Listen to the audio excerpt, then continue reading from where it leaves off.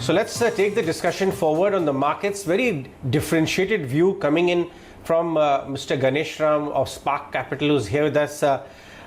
Thanks very much for joining us, Ganeshram. Long time on the show, and I was delighted to read your report.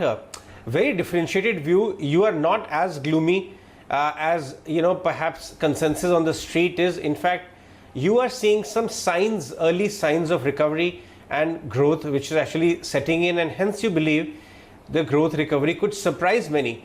Talk to us, what are those indicators which you are spotting, which is giving you that conviction? Hi Ajay, morning. See, our view pretty much from March has not been to try to predict what will be the earnings impact, how long this pandemic will impact us, and what will be the impact to overall economy. Because nobody can get accuracy. Where we went pretty much from then, when we turned our portfolio stance, till then we were underweight banks, cement, autos, and we changed our stance in March, pretty much the same week as the correction, because of our ability to say that recovery will be stronger after the lockdown ends. And it's still work in progress. There are still ifs and buts whether the lockdown, how long it will take and stuff. But the basic point for us is the confidence comes from 4 or 5 aspects. One is we believe that the NPA fears will be a lot less than feared by the street, and that's a lot of checks on the ground. We believe that banks are doing something which funds do, which is a bit like averaging, right? They're lending loans to borrowers where they have the confidence that the borrowers will be back on their feet. Their pain which they are going through is temporary, and they're taking a call that in 18 months, this guy will be back on track, either because of the credit guarantee the government gave for SMEs or for non-SMEs, fresh loans being given. So in some form, new loans are being given for old dues to be paid back. So the lot less NPAs, the moratorium book will be on a falling curve. That will, by the next 3 to 6 months, give confidence to banks that they have equity. Many of them will be have raised, will raise equity, excess liquidity at low levels of deposit rates. And if there is an improvement in the NPA curve, we believe that will give them the confidence to go out and start lending again, which will help us grow. Second, interest rates are at almost at I think 20-year low, maybe even more. I'm finding, very intriguingly for an economy which was in a contracting mode in the last pretty much 4 months. How is money supply at a 3-year high? How is money multiplier effect going up? In fact, as banks results come, we are watching savings bank data, and savings accounts overall. Current account has gone down, savings accounts have gone up. Talking of collective bank balances, and term deposits in absolute terms have gone up. So how is it this is happening in a phase where people think there are job cuts, there are pay cuts? Will this have an effect on retail as a consumption, retail loans? How is this happening? Keep in mind that this is a current account deficit, almost zero. It's a BOP surplus quarter. And as a result, liquidity is in surplus in people's hands and spending a lot less on imports, on electronics, on gold, on fuel. Somebody in India, okay, and the benefit is coming either to government in the form of fuel prices, in the form of lower interest rates to consumers, in the form of lower gold consumption by consumers, lower electronics consumption. So in some form, this is helping us weather this problem a lot better. Also keep in mind, gold is up 70% in the last 2 years, and as a result, gold loans are growing 25%. That's a shock absorber, inbuilt insurance which the society has built. It's a savings pattern built over centuries, and that's helping. The rural economy is holding pretty well. In fact, we believe that over the next 6 to 12 months, we believe that even the residential real estate market can start picking up because of non-resident Indian demand. That's something that we think is a little underestimated in this play. For 8 years now, property prices are flat.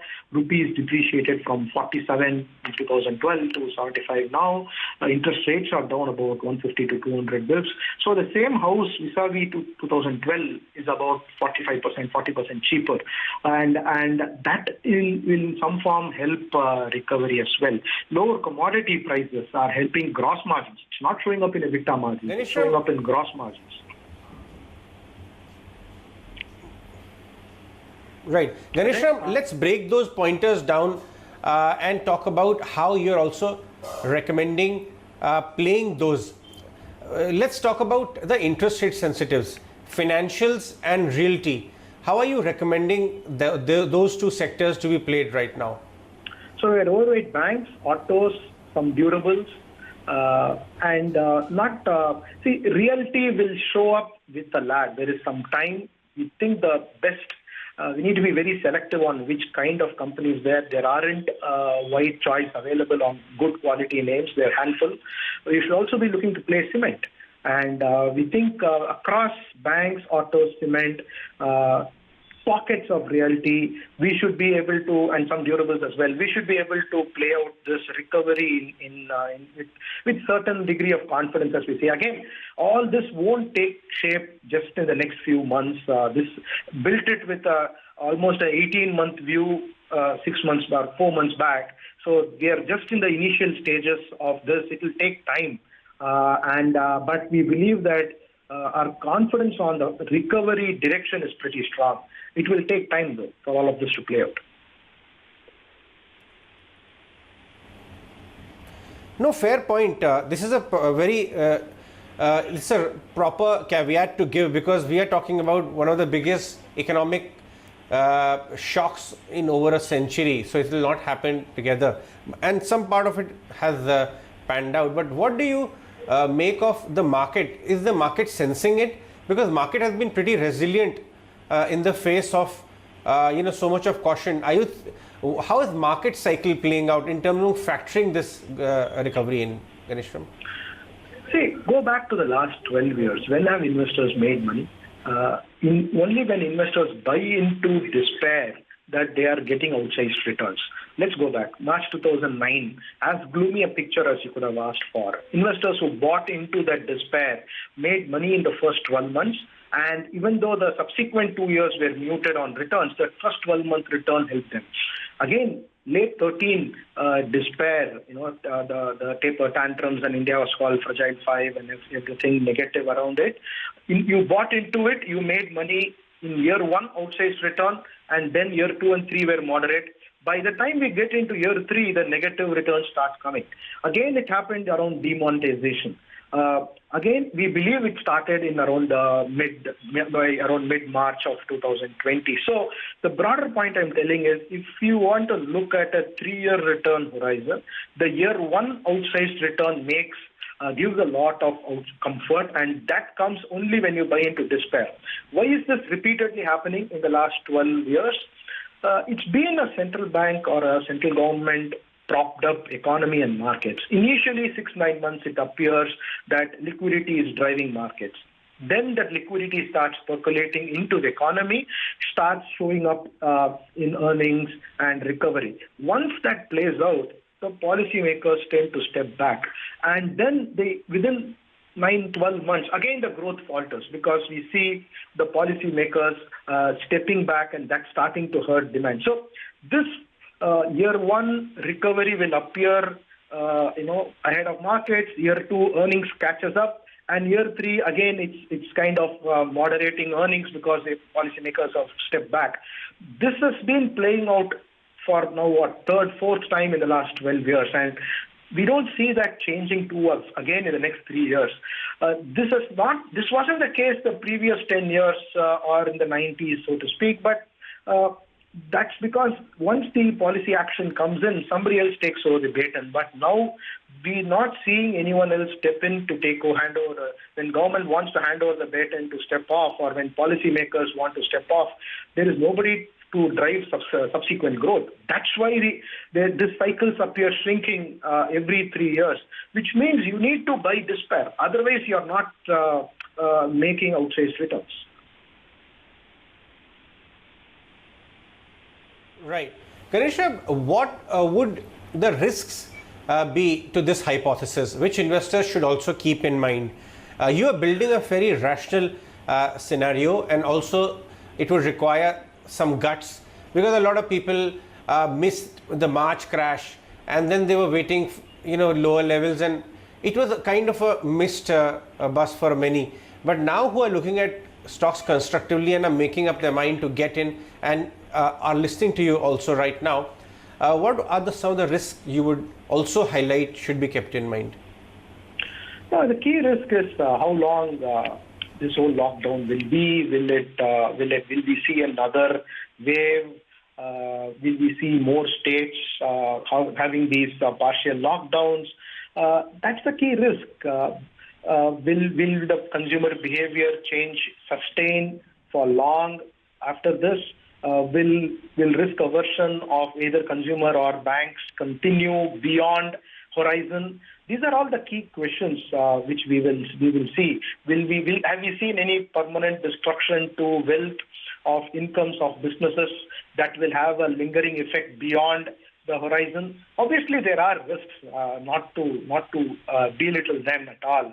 But when we weigh the two in balance, we think that our ability to get growth, something which we have confidence in, and we also believe that earnings will revive. See, when we also look at certain things as lead indicators. For example, we study the cash flows of companies, both for the March quarter and when we see the June quarter results as well. What we are seeing picking up is when earnings are down, the cash flows are improving because the working capital requirements have come down.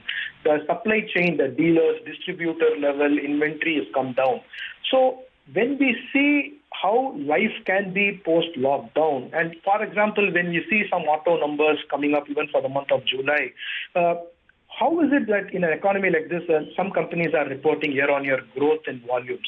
It's because there is a double reason. One is the supply chain is restocking. They were in a destocking mode till, say, March, even the lead up to COVID, because of, say, BS6 transition. So, and subsequently COVID. So there has been a materially abnormal low levels of inventory. So there will be restocking demand apart from end consumer demand due to either rural demand, interest rates, liquidity. Let's also keep these savings account balances trend means that there is money in bank accounts. When you speak to banks and you inquire, you're realizing that the average savings account balances are on the trending up, which is confounding in a contracting economy where there is so much fears of job losses. How is this happening? It's a current account surplus quarter, a BOP surplus quarter. So certain things, there are elements there which we cannot ignore. And that's why we are seeing certain things, we believe recovery will be strong. And when I weigh the two, we believe that it's not the time to go and hide in defenses. This is actually the time. Maybe markets, have in the last 3 months shown that a bit. But, we don't take these 1 month, 2 month, 3 month kind of calls. Our view is at least 18 months. And we think the confidence on how 21 can take shape give us confidence for some of these to play out. Right. Ganeshram, always wonderful to chat with you. Very differentiated views you bring to the table. Thanks for joining us on the show today. That was Spark Capital, Mr. Ganeshram joining us on the show with his hypothesis of how the market will actually pan out over the next 18 months.